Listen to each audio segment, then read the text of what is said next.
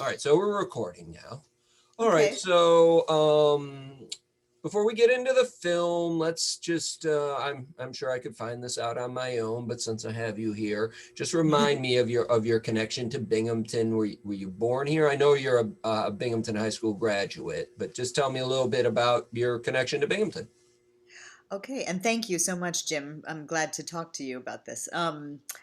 I was actually born in Philadelphia, um, and then we moved to Binghamton after my first year. My very first year of life was spent in Riverdale, New York, while my dad was finishing his training at the Hospital for Special Surgery in Manhattan. And then we moved to Binghamton, where my dad joined the practice Orthopedic Associates.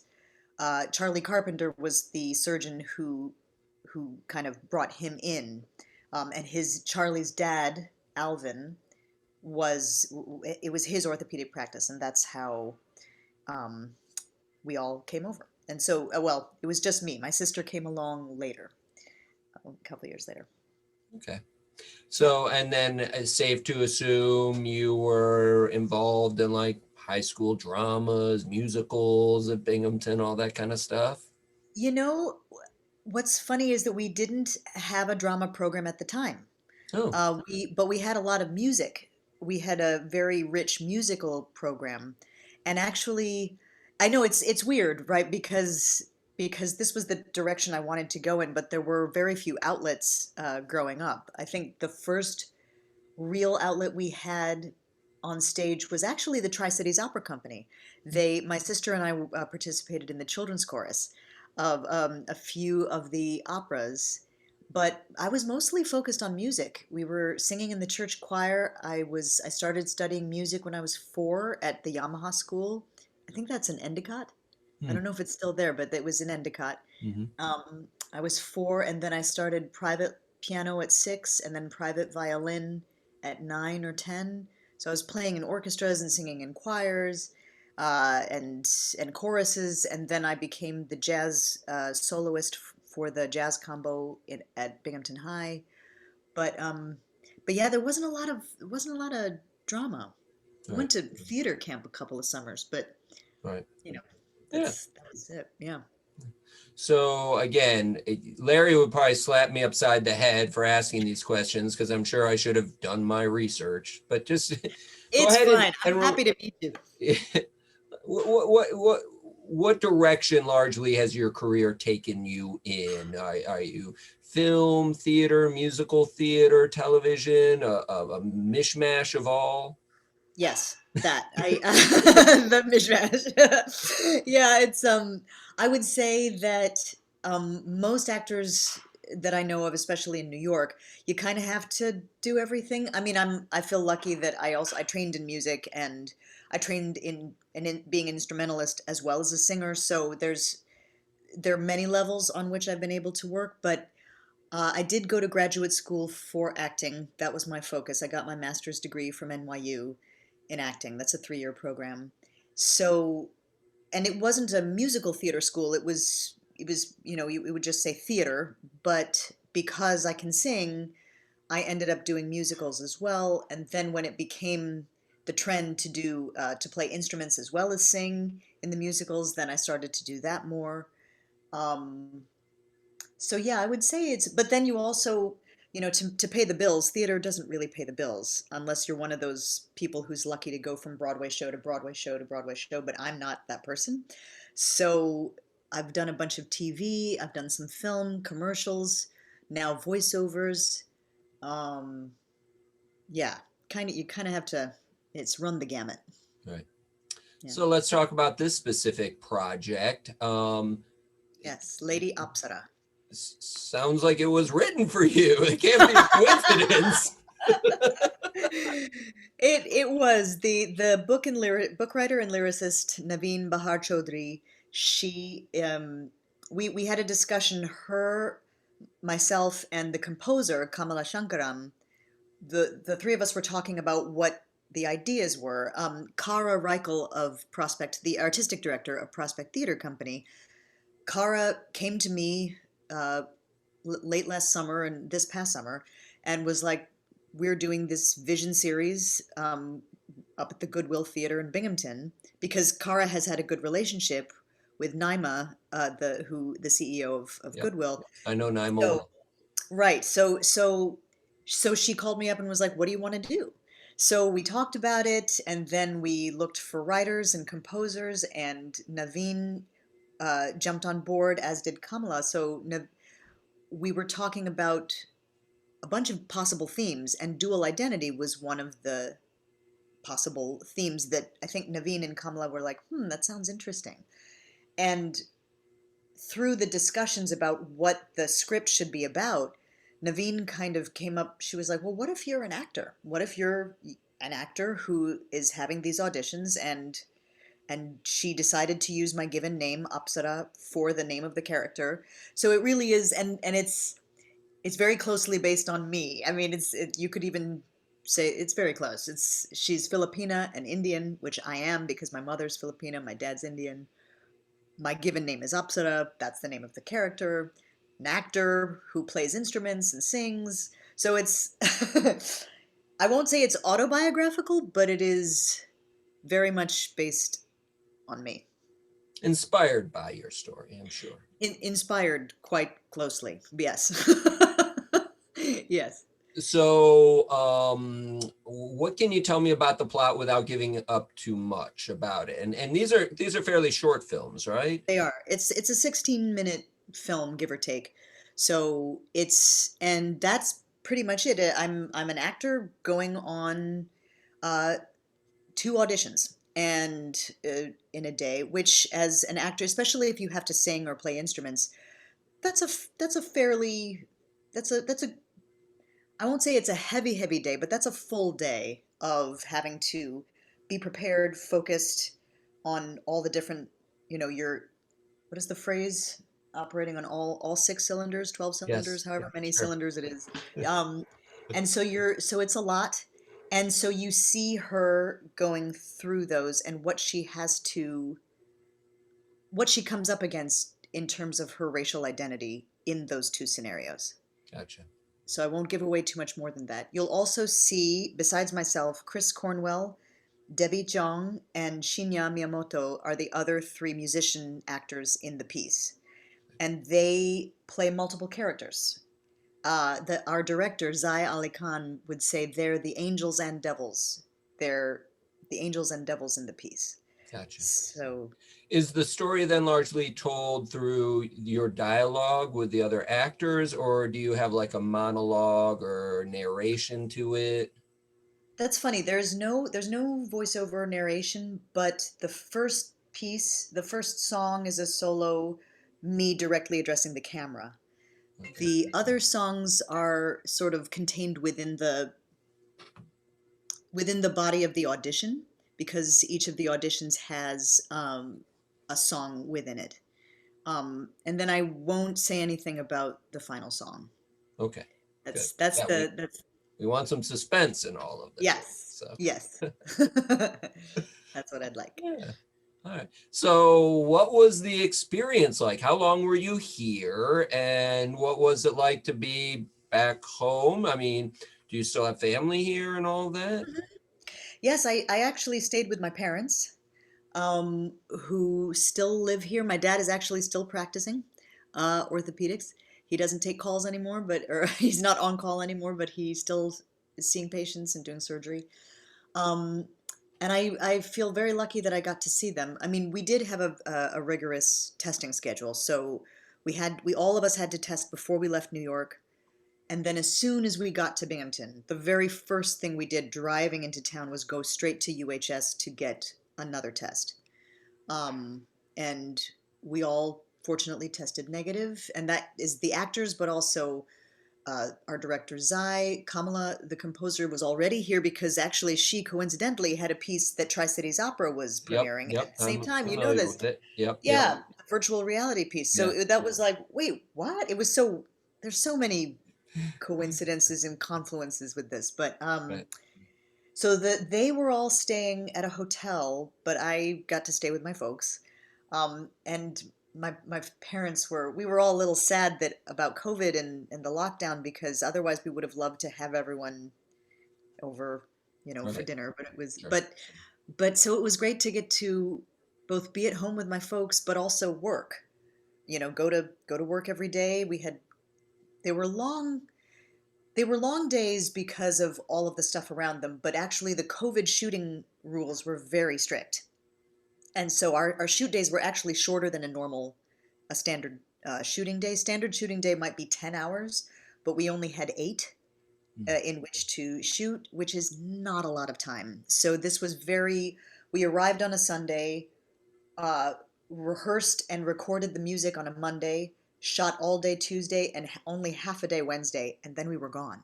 Well, So it was, boom, it was super fast. right. Yeah. Yeah.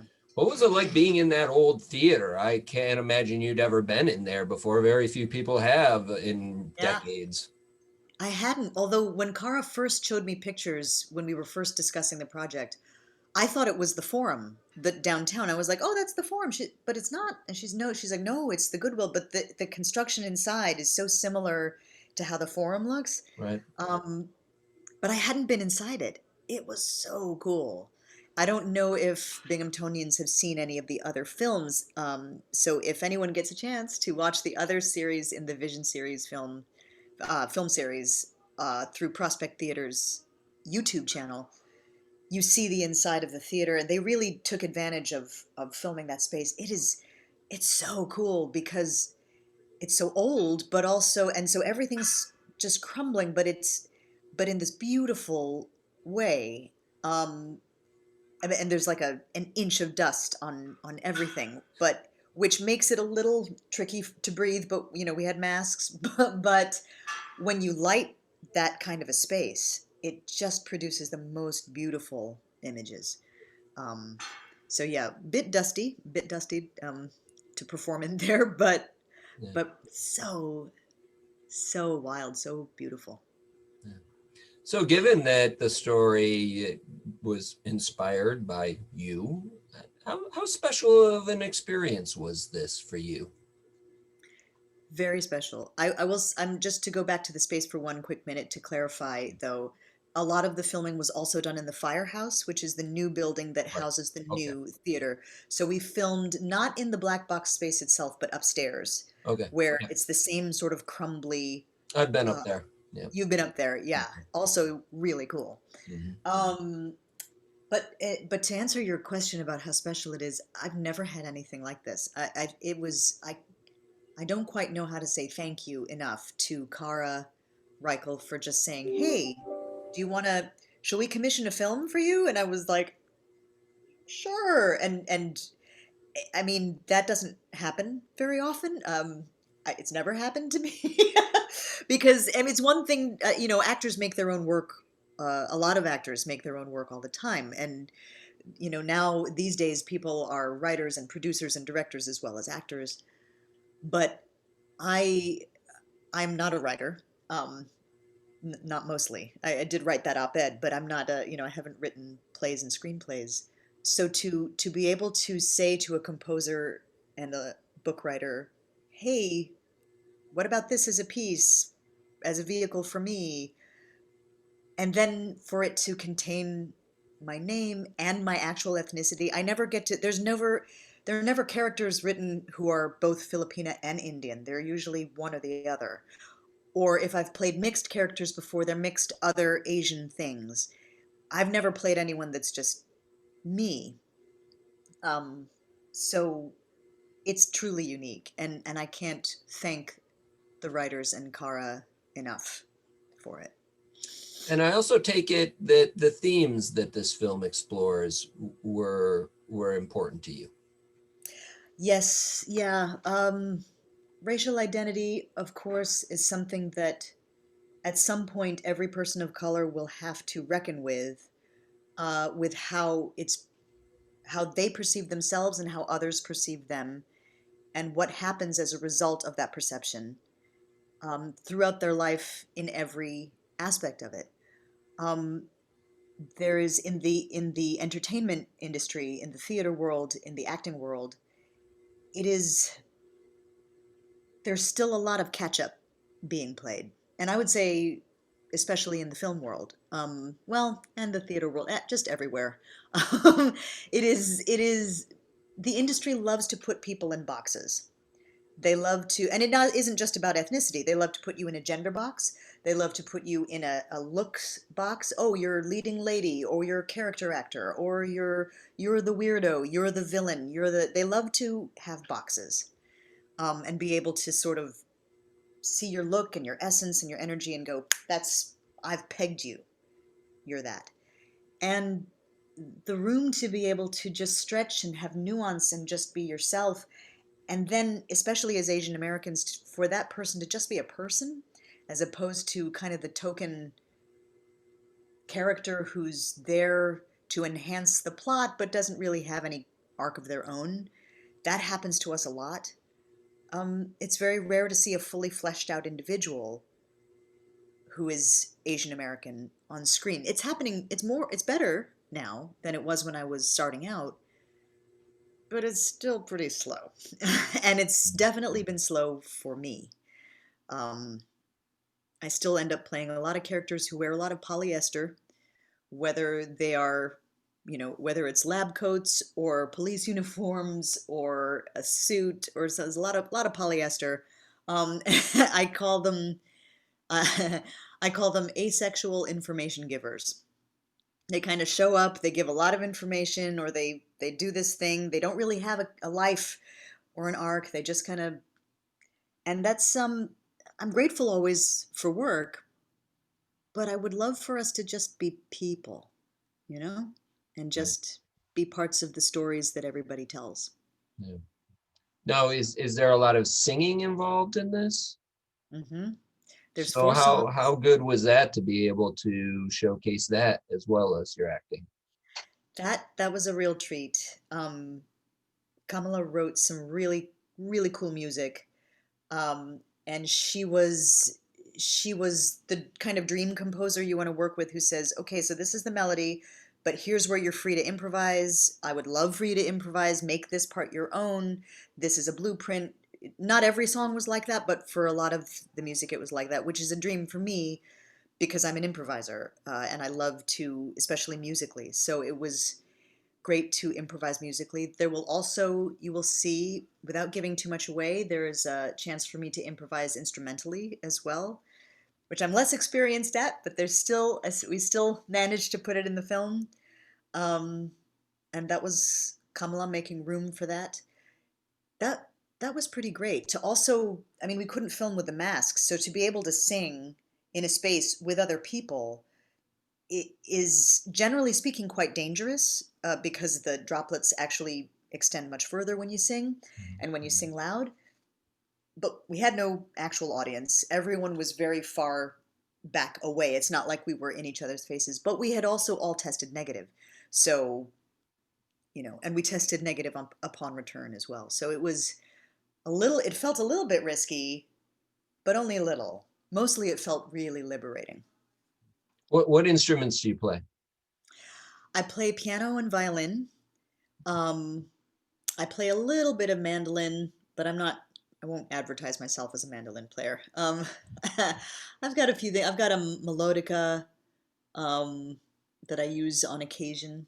What And in the else? film, are you playing piano or Yeah, I play. You can't see it, other? but there is and also because we had to pre-record. We had to pre-record everything because part of the COVID restrictions are to have as few crew members as possible.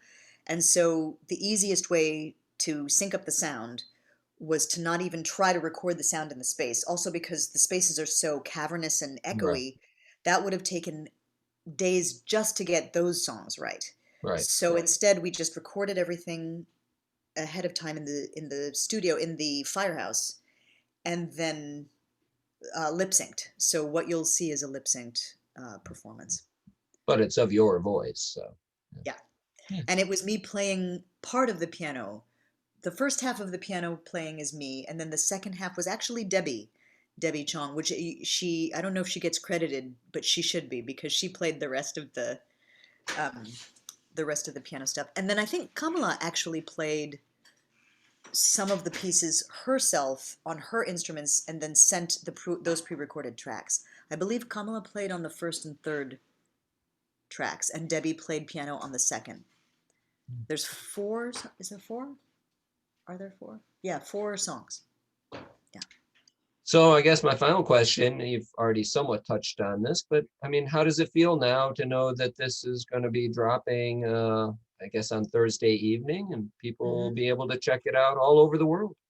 I, well, that's a lovely thought. I won't say that I expect a global audience, but it'll be nice for Binghamton people to see it, and I hope that Binghamton folks will also check out the other beautiful films that got made with the space. They're really creative, and it's a real tribute to that space. And it feels, I have to say, I feel nervous. I'm not some. I don't like a lot of my friends. I don't enjoy watching myself or listening to myself, so it's always kind of painful. I've had to watch a few for the sake of the edits, giving notes on the edit. So I've had to watch it now, so I'm a little used to it. But I'll probably be glad when it's over. I'm excited. I'm both excited for people to see it, but also it's nerve wracking. It's just nerve wracking. It's really what's most fun is to do it, you know. Um, and if people get something out of it, that's the hope. They get something out of it. All right. Well, thank you so much for your time. I really appreciate it. And Thank my you, goal Jim. is to run this tomorrow evening, Wednesday evening, and that's in advance of it dropping on Thursday. Okay. And it'll run at 6 and 11 if you want to let your family know, but more importantly, it'll go on binghamtonhomepage.com. All right. So you'll Thank you be able so to check much, Jim. I everything. really appreciate you taking Oh, an yeah, interest. of course. Yeah. All right. Anything else you'd like to say that I didn't think to ask? I just want to know how to pronounce your last name. Okay. So it's the letter M on your keyboard, M key. M key. M Yeah. key. So if you ignored the H, it would be pretty much phonetic. M key. I And your actually, what's that? and yours is Desai. Hmm. What's funny is that if I it looks like there's a word in my father's language in Gujarati, MK. It's which might actually be two words, but it's a response. It's sort of a conversational response. And so I saw that and I was like, oh, it's so interesting. It's the Roman alphabet equivalent of this word or words in my dad's language. It's so funny. And if I said it like that, MK, but it's Emke, Yeah, your name. yeah, it's a German name, although That's I'm what I thought. actually mostly English, then Swedish, then Mm, German. So I'm a mishmash. So mishmash. Me yeah, too. yeah. Hey, well, that makes us American. So, That's right. you know, That's that's how that's it's exactly supposed to right. be. Exactly. Yeah. All right. Well, thank you so much. Thank you, Jim. All Take right. care. All right. Bye bye now. Bye-bye.